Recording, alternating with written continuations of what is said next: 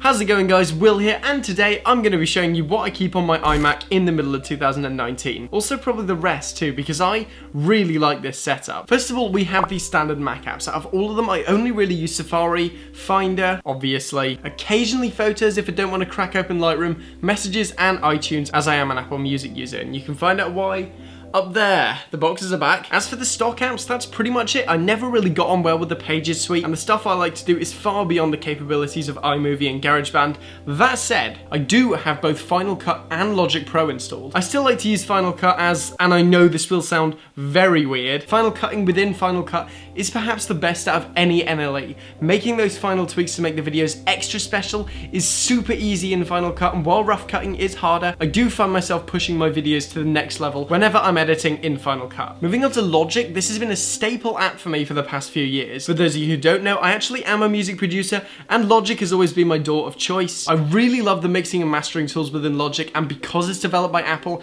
it's much snappier than Pro Tools on my machine. Next, we have the Adobe Suite, and I have pretty much every single app installed. I edit almost all of my YouTube videos in Adobe Premiere Pro, as it's really easy to work with and lets me get my videos out quickly. It runs great on my machine with the hardware encoding and exports my videos almost as fast as Final Cut. I'm still looking for the ideal workflow. Ideally, it would have the rough cutting speed of Premiere with the far superior final tweaking of Final Cut Pro.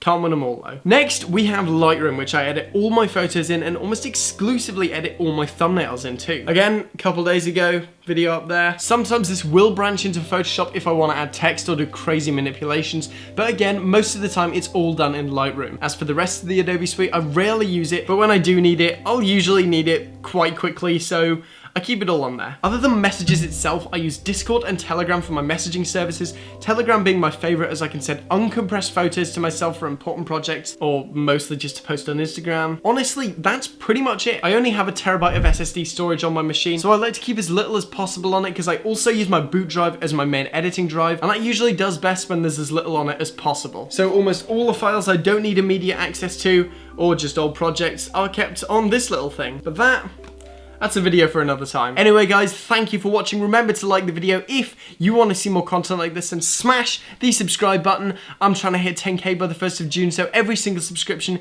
is massively appreciated. I'm done, and I will see you guys in the next one.